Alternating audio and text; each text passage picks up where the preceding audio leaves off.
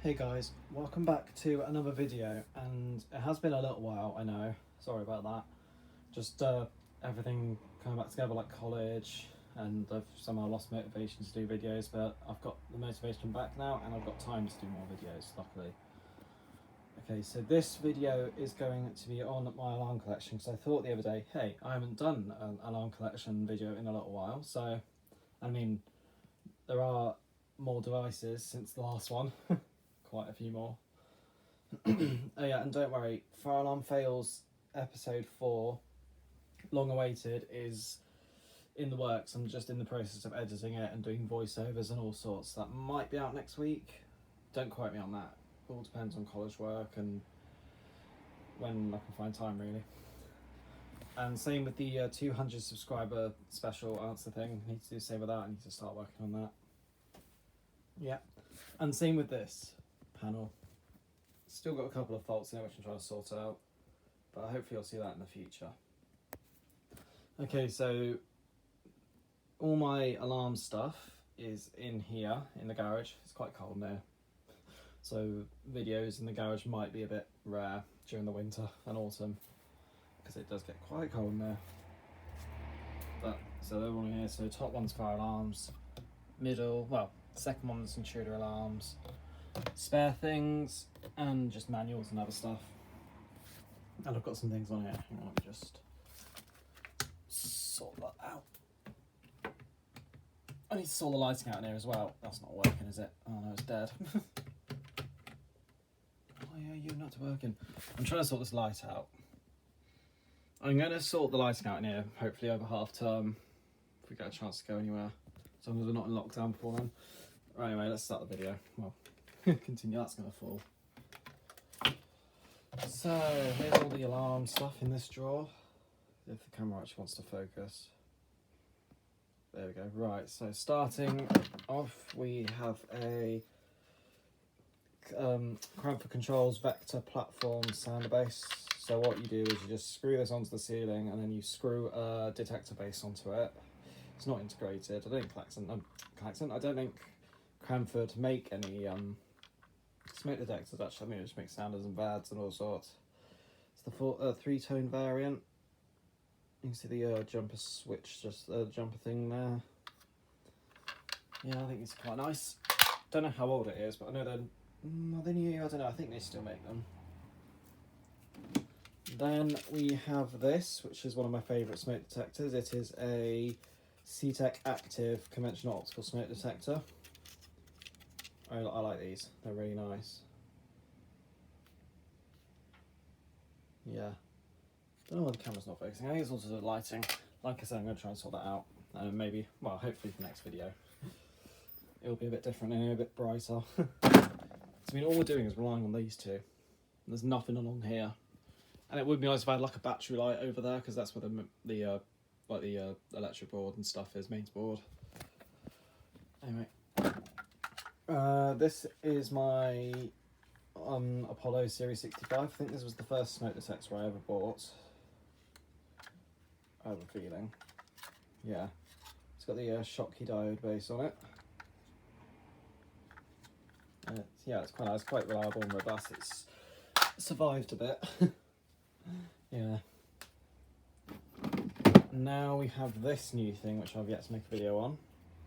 It is a Roshni LX VAD base with a new style Roshni on it. It's the SV version of the Roshni. It is quite nice. The VAD's quite bright. I mean, I haven't really fully tested it, but it is quite nice. I like them. These are new-ish. I think they've been out for a little while now, but this is certainly new to me. I mean, I've only seen like 1 or 2 places with them in.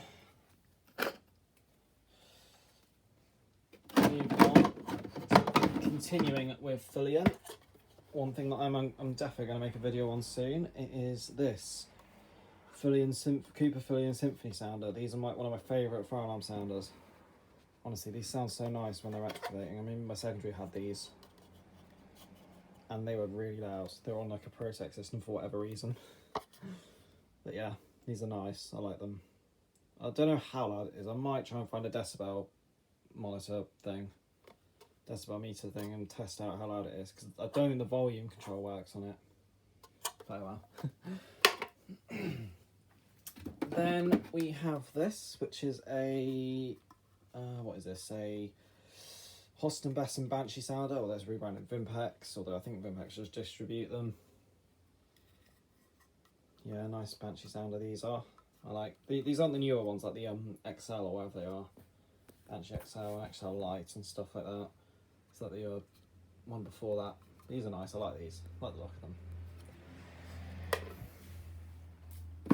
Moving on, we have a conventional Hachiki MCP. Okay, it's pretty much rebranded KSC. It's got the don't know how you can see it. I'll activate it and I can't find the test key for it, but it says Hachiki. It's the reset bell element. Got a cover on it, so it's quite nice. And I think the terminal block's in there somewhere. This one's the one that's got the terminal block in it. Let's put that over there. Then we have this, which is my Hachiki SoC-E3N conventional optical smoke detector. E3N, yeah. I think she wants to focus. There we go. Yeah, E3N. Conventional. Yeah, I suppose actually, although we say optical over here in the UK, I think. Yeah, but these are quite nice. I've only seen these in one place, but I'm pretty sure we'll see more in the future. Moving on, we have, if this wants to come out, we have a C-Tec Active conventional bass sounder. These are really nice. I like these. I like how they can have, well, I like how they have Apollo and Hachiki alternatings on them. So you could almost, I know the Apollo is not really the same, but you could sort of mimic an Apollo system and a Hachiki system if you wanted to. You could just put like one of the that detector onto that and put Hachiki alternating on, or that Apollo detector onto that and put Apollo alternating on. It's quite nice. I like them. Then we've got this, which is a Fillion. What is it? A Fillion Solex 3. Xenon strobe. That means it's quite good. I think LED's alright, but I think Xenon's probably quite better. Although this would class as a VID, visual indicator device, I would have thought. Whereas that would be a VAD, because it's bright enough to actually alert people and grab people's attention. This is just there to just flash to, I don't know, really. Just remind people that the fire alarm's going off, I guess, I don't know. Or I guess help deaf people, I don't know. Yeah, not much there to it. Then we have this Ctek rebranded Rafiki Cool Point. These are not really good, I don't recommend them. I think the newer Fike versions have got the flag fixed, but my flag's disappeared. I don't know where it's gone. I think it just broke off. It's been activated. You don't even have the test key to reset it, although it's a bit hard to reset it without the test key. Usually people just use the hammer to reset them. Just like 4052 did. Then we have this, which is another Roshni sounder. Oh, the rubber rings come off. Another Roshni sounder. This is a JSB FX002, but it's pretty much the same. I think, so with Fillion, Eaton and all that. So it's all Eaton now. But it used to be like Menvia, JSB and Cooper, Fillion. And then Cooper came along and bought them all, and then Eaton sort of took them all over. But they're pretty much the same. I might do a, because these sound, so the older Roshni sounds different to the newer Roshni. So I might make a video on like differences and stuff, because I think the newer Roshnis are a bit more slimmer than the newer ones, than the older ones, I mean. Yeah. And then we've got this, which is my only addressable thing on the in the collection. It is a Gent S Quad. It is the optical heat one, and it's got the sounder, as you can tell by the white buffer rings. If it didn't have a sounder, it would be black buffer rings. Yeah, and it's dual optical heat. Oh no, dual optical, or is it just optical heat? I can't remember, but there's the heat element there. Don't have an LED in it, or was the strobe? I mean, the strobe would be there. These are quite nice. If I ever, I'm not saying I'm ever gonna get one, but if I ever do acquire a Vigilon panel, I will sound this off, because it is quite cool. I mean, I've heard them go off before. They're quite nice. Why aren't you focusing? Moving on, we have this, which is my first sounder that I ever got. It is a Cranford Controls Vantage 32 tone spatial sounder. Yeah, these are quite nice, quite loud. I think I've done a video on these already. Yeah, it's deep bass version. Missing the rubber ring, I've no idea what that is. That's probably in the spares drawer. Yeah. And then this is pretty much the same as the Vantage, but has a strobe. It is, why isn't this focusing on 10? Sorry about the camera, guys. I think it's to do with the lighting. It is a Cranford Controls Combi sounder and LED beacon. These are nice. I like these. I think these have soft start. I don't know why. I don't know if that's just the battery or if it will actually do soft start on the panel. I might test that out. These are quite nice. I like them. This is rebranded Fire Safe. It's like a dual guard 2-wire one, but I think it works with many loads of panels. Conventional anyway. Then we've got this, which is a new thing that, well, it's not really new. I've had it a couple of weeks now, but it is a KAC Enscape conventional sounder.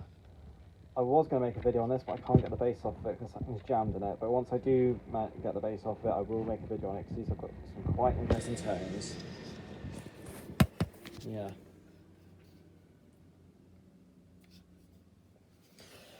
I mean, they look quite weird actually. I know Gent used them, and I think, do you know if I use them now? I don't know if I use them, but Gent definitely do for the conventional stuff. Then we've got this Claxson Sona sounder. These are quite nice, I like them. Even though they're quite generic, this is the white one. For fire and general purpose. I mean, you could use it on intruder arm, I guess, if you wanted to. Don't know why. Not much to say about these. 32 tone. Apollo used them for discovery open areas and a few other things. Then we've got this, which is a Pro-Tec Ssr2, I want to say. I can't remember the exact model. Conventional. These are nice. I like these. These are good Pro-Tec stuff. In my opinion, yeah. Quite loud. Not much to say really. I think to be honest, all sound is meant to be loud though to get people out. Then we've got this, which is a Gent 1195 conventional core point. It's got my old sticker on there. I need to sort that out and put some security on it or something. Glass is already broken. I need to try and buy replacement glass. I really want to try and get the clear glass, and I want to try and get the round face for it because I like the round face and clear glass sort of thing. It's a shame that clear glass isn't part of the regs anymore.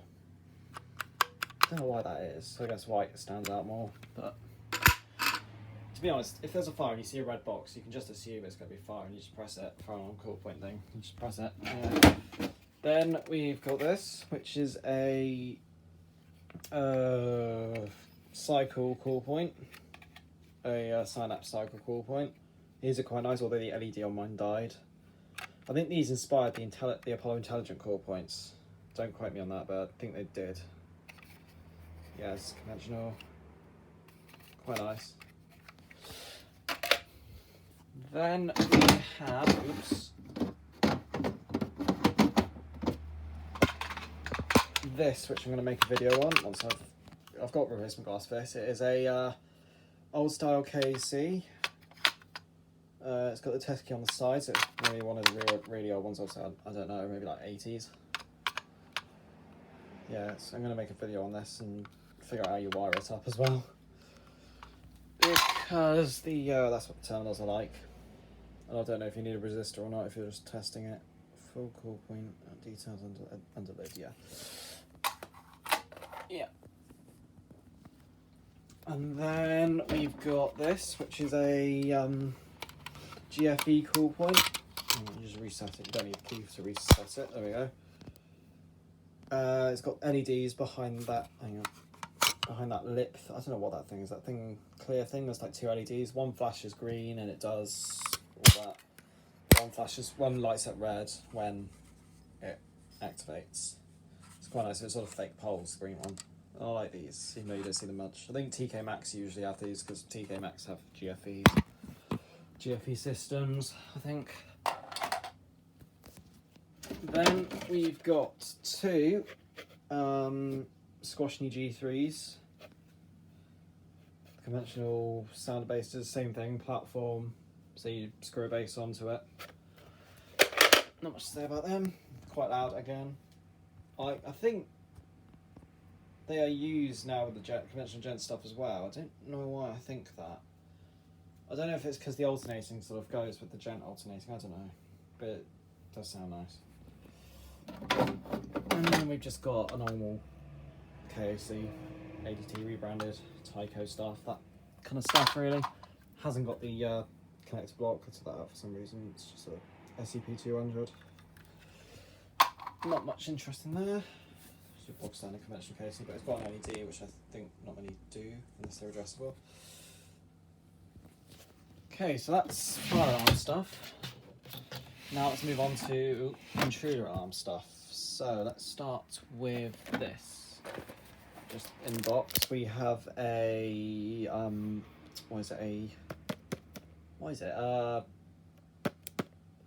Elmdene sounder. It is the TS443 T16 -16T, 16 ohm. Is it 16 ohm? And it's got the tamper spring. Oh, I'll just quickly open it. Just so you can have a look.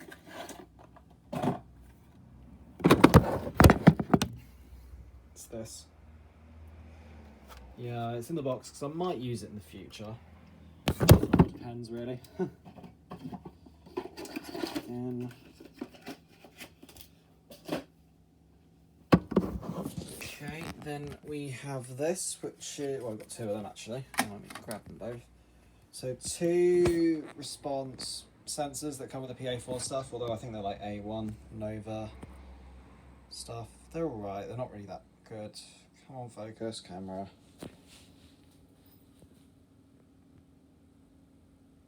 Yeah, Nova, ED, something, I don't know. Yeah, but they're alright for DIY systems, standards anyway. Then we, oh, hello, what's this? What are these doing in here? These shouldn't be in here. Those in the wrong drawer. These are two Optical mini disc readers. Don't know what they're doing in the intruder alarm drawer. They should be in the fire alarm drawer, really. Yeah, but these are just like remote LEDs, so you just wipe them to detectors. Yeah, I don't know what they were doing in the drawer. I must have just been lazy. Then we have this Bosch Blue Line Gen 2 supposedly pet tolerant one. I say supposedly because it can only be pet tolerant to a certain extent. Like, so it won't sense your dog if it's like on like the carpet on the floor, but as soon as it like jumps up onto a table, or a cat as well, if it jumps up onto a table or a sofa, it will go off because it sort of jumps into the other line of sight, which won't be blocked off by the pet tolerant bit.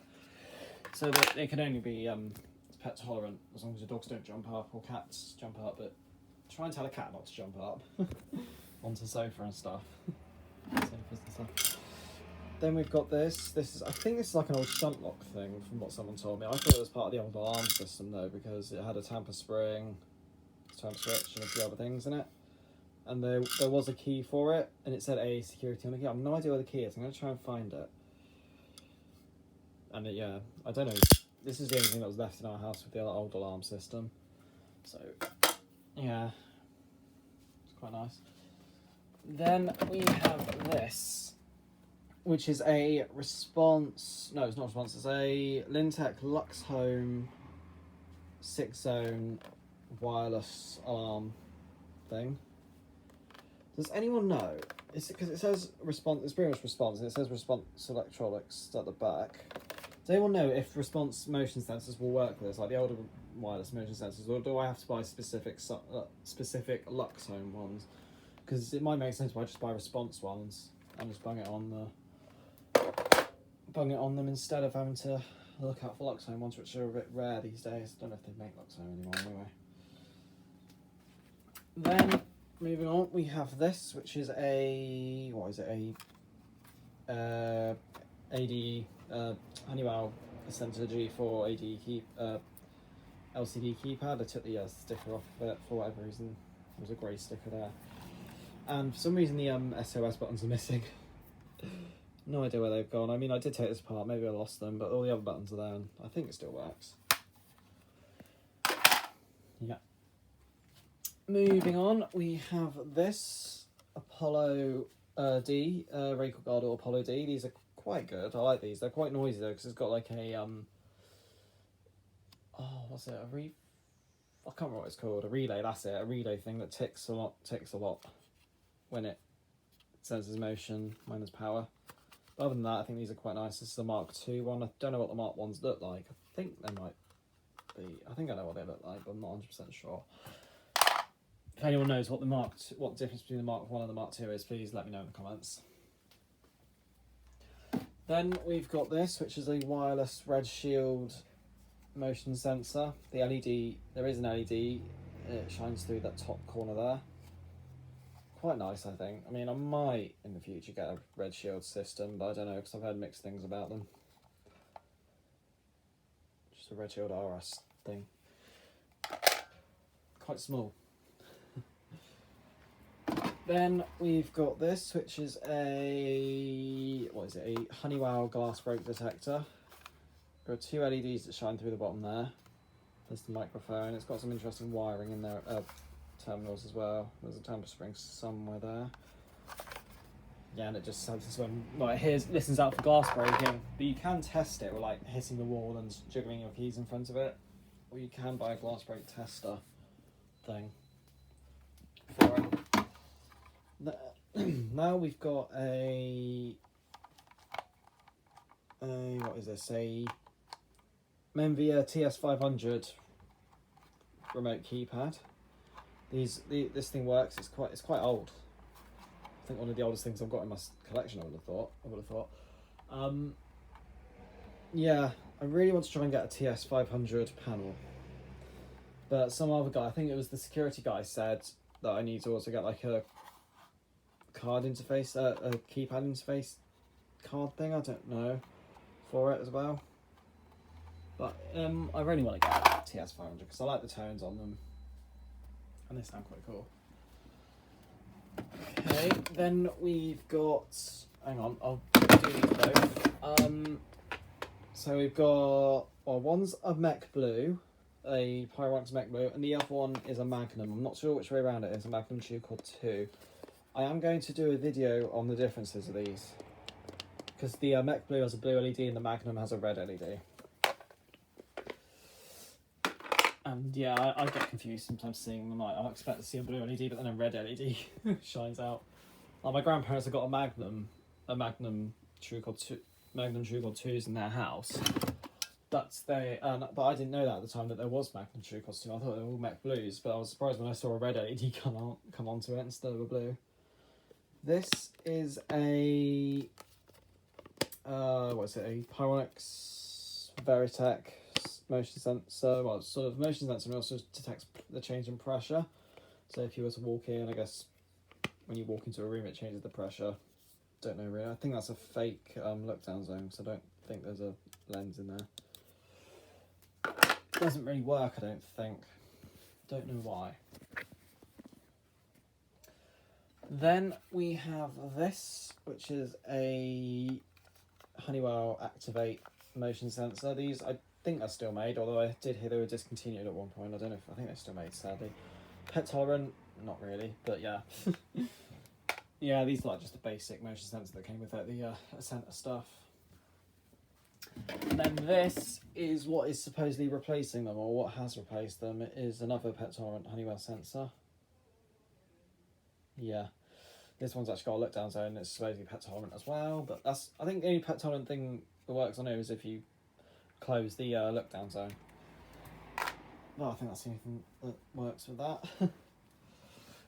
Then we've got this Pyronix KX15, I want to say DP, but I've taken the pet tolerant thing out because the pet tolerant thing doesn't really work.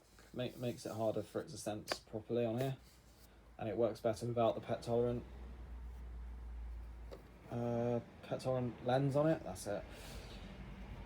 So it's pretty much just the KX15 now. Q or whatever.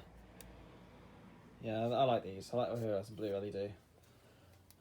I think blue's nicer than red.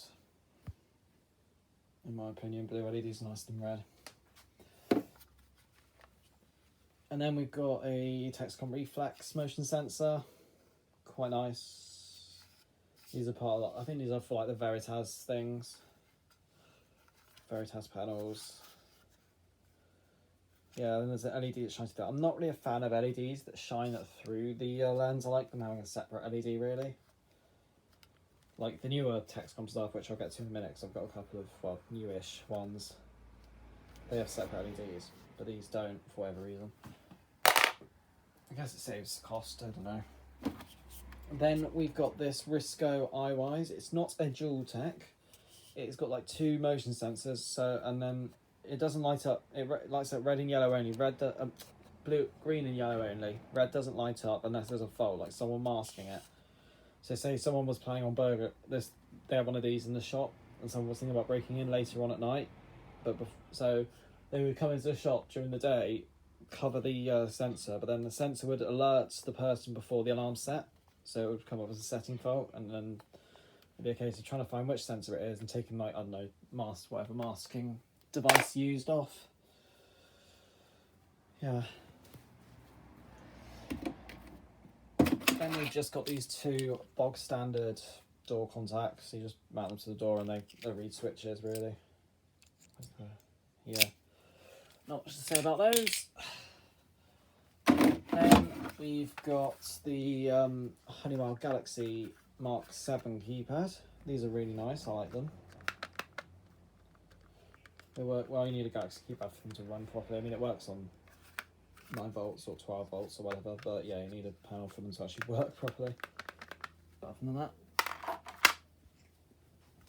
And then we've got one of my favourite dual techs. We have a, a Honeywell DT something or other. I can't remember the exact model. It's got UK at the end of it. And I like these because we've got the motion sensor there and then the microwave's up there.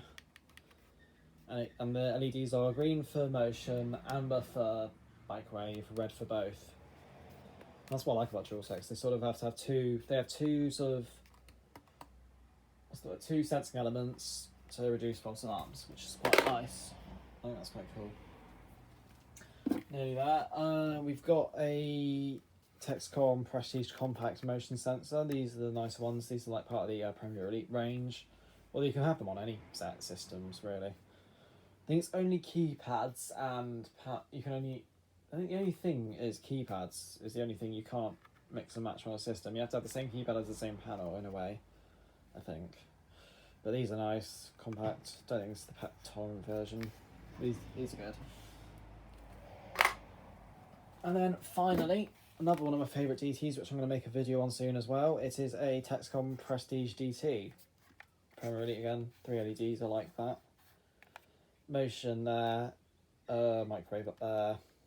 Quite nice, in my opinion. I'm going to make a video on these. Okay, so that's done, and then I'm not going to get everything out in here, but we've just got like spare stuff, like intelligent call point, a few bits of alarms I need to fix and stuff. And then we've got this C-Tec based sound over so I might sell it. And then we've got a few spare boxes. And a couple of bits of cable and elements and a battery in there for some reason. And then in here is just manuals and brochures and stuff. Not much there, really. Okay, that's pretty much it. So, if you want me to do any videos on any of the alarm stuff that I haven't said, I'm already going to make a video on, then feel free to put in the comments which one you want, what device you want me to record or review on. So, thanks for watching. Please comment, like, and subscribe.